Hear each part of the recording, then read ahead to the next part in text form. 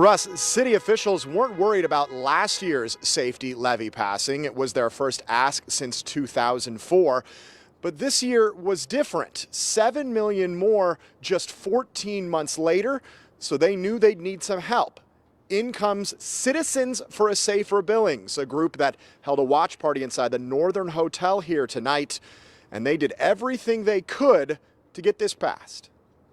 Public safety levy Billings for $16,978 against $10,770.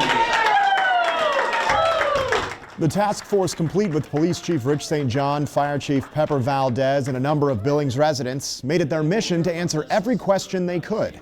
I think the one thing, and rightly so, is that they really wanted to make sure that we have been and we will be good stewards of their tax dollar. Just under $2.5 million will go toward 28 additional police staff, 14 uniformed officers, and 14 citizen liaisons. St. John says that will allow his force to focus on the bigger problems. The whole goal is to be properly staffed and resourced to be able to involve ourselves in proactive policing.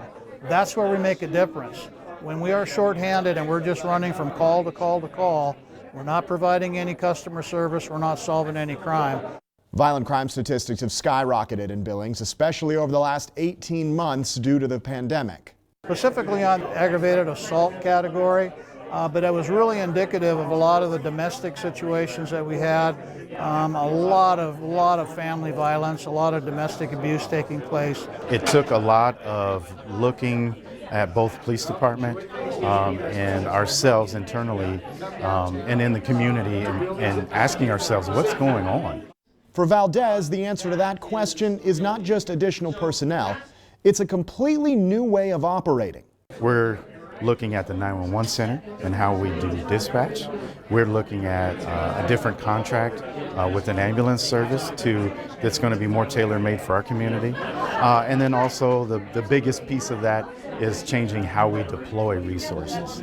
This was Valdez's first experience with the levy as fire chief. He'll sleep well knowing his nearly 3 decades of service has been rewarded. I am committed to this community. This is home for me. Raise my kids here, and to feel the support from our citizens, it just speaks volumes that they're committed just as much as I am to take care of this community. It's about. These numbers still are unofficial, but with such a large margin right now, everyone will, of course, sleep just like Pepper Valdez tonight, very soundly. For full results, make sure you keep it tuned to ktvq.com. In the meantime, we're back with you guys.